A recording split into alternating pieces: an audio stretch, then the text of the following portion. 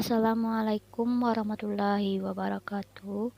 Perkenalkan, nama saya Isti Rahmanda, NIM 1914070011, jurusan PGMIA BP 19, UIN Imam Bonjol Padang, dengan dosen pengampu Ibu Miliasari, SPD MSI.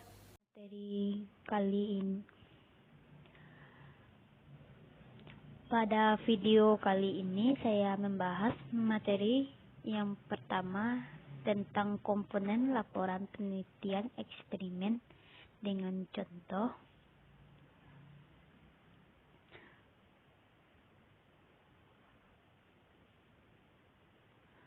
Menurut Criswell, metode penelitian eksperimen pada umumnya menggunakan format standar yang melibatkan komponen-komponen, yaitu 1. Partisipan perlu mengetahui cara pemilihan, penugasan, dan jumlah partisipan yang terlibat dalam suatu eksperimen. 2. Instrumen dan materi selama penelitian eksperimen, khususnya pada tahap pre-test dan post-test. Penelitian biasanya melakukan observasi dan pengukuran dengan menggunakan instrumen-instrumen yang tersedia. 3. Prosedur eksperimentasi. Prosedur yang digunakan selama proses penelitian eksperimen yaitu pembahasan mengenai rancangan eksperimentasi. Alasan-alasan digunakan rancangan tersebut digunakannya rancangan dengan model visual untuk lebih mudah memahami prosedurnya. 4. Analisis data. Dalam penelitian eksperimen, hal ini yang harus diperhatikan dalam analisis data adalah melaporkan statistik deskriptif yang telah diukur dan observasi pada pretest dan post-test. Menjelaskan tes statistik inferensial yang digunakan menguji hipotesis dan melaporkan hasil statistik pengujian hipotesis. 5. Langkah terakhir. Interpretasi hasil. Langkah terakhir dalam penelitian eksperimen adalah menafsirkan penemuan-penemuan berdasarkan hipotesis atau rumusan masalah yang sudah dirancang di awal penelitian. Contoh riset eksperimental tanpa kontrol grup dan riset eksperimental dengan kontrol grup. Materi kedua yaitu komponen laporan penelitian pengembangan dengan laporan contoh. 1. Prosedur penelitian pengembangan. Prosedur penelitian pengembangan akan memaparkan prosedur yang ditempuh oleh peneliti atau pengembangan dalam membuat produk. 2. Metode penelitian pengembangan. Metode penelitian pengembangan membuat 3 komponen utama, yaitu A. Model pengembangan, B. Prosedur pengembangan, dan yang terakhir C. Uji coba produk. Contoh laporan meliputi halaman judul, abstrak, pengantar, daftar isi, daftar gambar, daftar tabel, bab pendahuluan, yaitu latar belakang, rumusan masalah, tujuan, dan manfaat. Bab 2. Landasan teori, deskripsi teoritis, kerangka pikir, hipotesis. Bab 3. Metode penelitian, model pengembangan, prosedur penelitian, populasi dan sampel, teknik pengumpulan data, instrumen penelitian, teknis analisis data. Bab 4. Hasil penelitian dan pembahasan. Materi ketiga yaitu komponen laporan penelitian deskriptif dengan contoh. Meliputi 1. Halaman judul.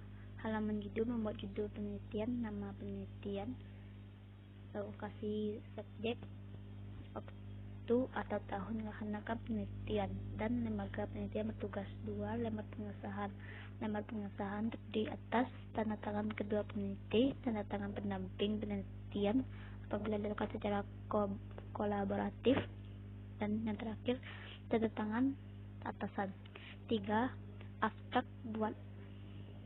Buatlah Saripati komponen-komponen penelitian yang Anda mulai dari permasalahan, tujuan, prosedur, pelaksanaan penelitian, hasil temuan, dan rekomendasi.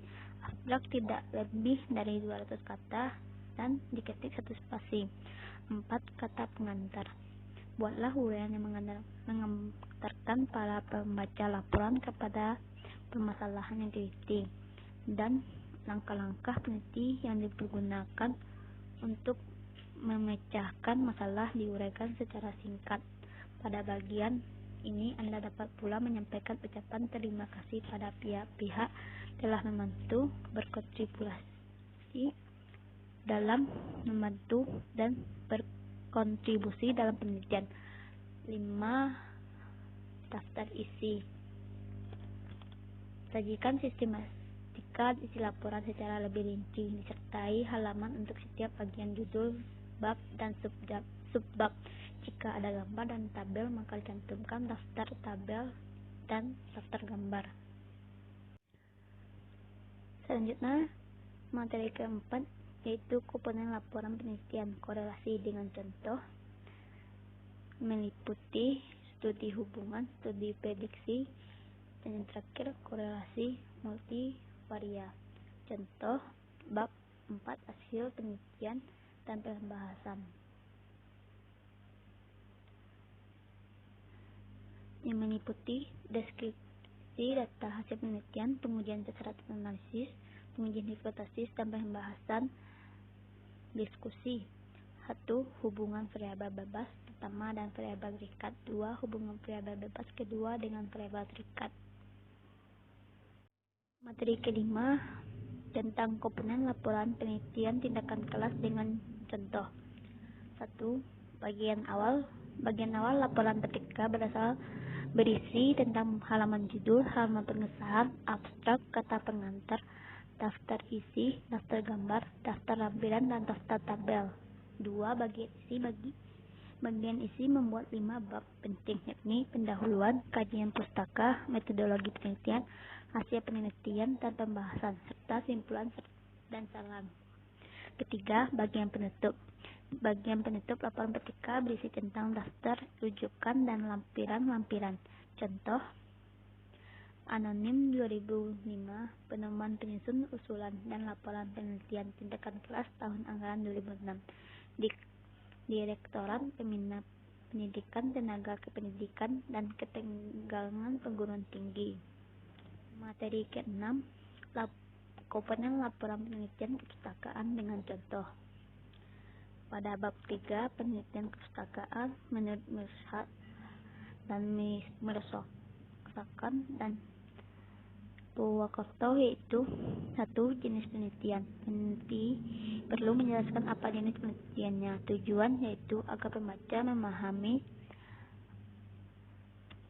apa yang kegiatan penelitian yang akan dilakukan oleh peneliti. Pada bagian ini, peneliti bisa mengungkapkan beberapa definisi mengenai peneliti. Keputusan berdasarkan pendapat ahli. 2. Setting peneliti.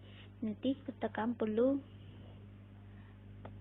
menetapkan setting penelitian. Tujuan kegiatan inilah untuk menetapkan di mana peneliti bisa mendapatkan data penelitian. Penelitian bisa dilakukan di perpustakaan. Data penelitian juga bisa diperoleh dari toko buku dan layanan internet. 3. Sumber data. Sumber data berkaitan dengan bahan-bahan yang menjadi bahan penelitian.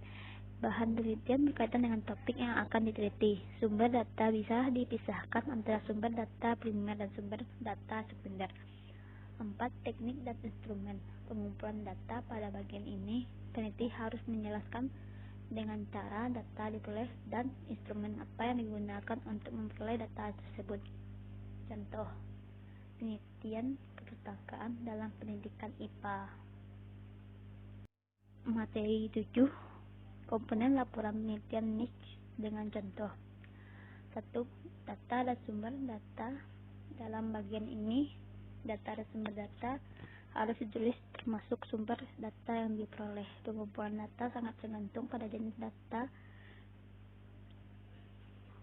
yang dikumpulkan. apakah data kualitatif atau kuantitatif. Jenis data dapat disederhanakan menjadi data primer dan data sekunder dalam penelitian. Data ini diperoleh dari sumber data, apakah dari responden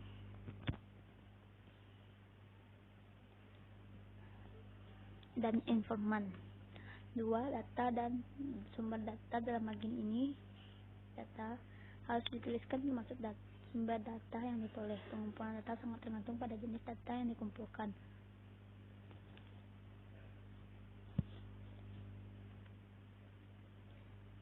Menurut Kurzweil, ada 4 jenis desain metode penelitian campuran, yaitu Triangulation design, DMD design, dan exploratory design. 4. Exploratory design. Materi ke-8, cara melakukan cek playasi pada karya tulis ilmiah.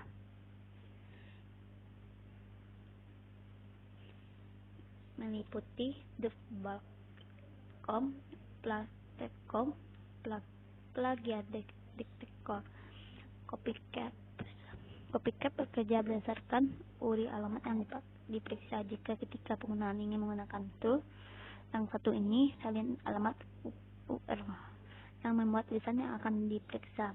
Copycat juga menyediakan layanan lain seperti Premium API dan lainnya. Memiliki fungsi untuk mendeteksi apakah tulisan yang diinput dan serupa juga ditulis di tempat yang lain. Smart Tool. Kelebihan menggunakan aplikasi ini adalah tidak perlu copy paste, tapi bisa dengan mengupload file dalam bentuk PDF, Word, dan lain sebagainya. Cara cek skripsi menggunakan Smart Tools. Kunjungi website Smart. Copy kalimat skripsi dengan catatan hanya 1000 kata. Jika lebih, maka website ini akan memunculkan error dan kembali lagi ke awal. Tunggu hasil beberapa saat karena website ini sedang melakukan pengecekan plagiat secara online. Setelah pengecekan selesai, website akan menampilkan presentasi seberapa unik skripsi yang kamu buat dan seberapa persen kalimat yang plagiat. Bisa cek plagiasi skripsimu dari mana saja, berasal dari Clickcom. 6. Tetapi kalimat yang ditandai dengan unik, maka kalimat itu dapat kamu gunakan dengan original tanpa plagiat. Materi ke-9, prafase untuk menghindari plagiasi pada karya tulis ilmiah. Pengertian prafase merupakan salah satu menjamin gagasan atau ide di sebuah sumber tanpa menjadi plagiat. Teknik menulis prafase. 1. Prafase lebih baik dibandingkan dengan mengutip informasi dari sebuah prafase atau tulisan yang kurang menonjol. Prafase membentuk penulis untuk mengontrol cobaan melakukan kutipan yang terlalu sering. Jika proses mental yang dibutuhkan bagi keberhasilan sebuah prafase membantu penulis untuk memahami sepenuhnya makna teks sumber yang akan ia sadur.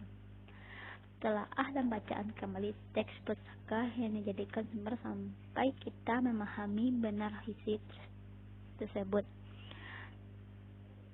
Baiklah, mungkin hanya itu yang dapat saya sampaikan. Jika terdapat kesalahan, mohon maaf.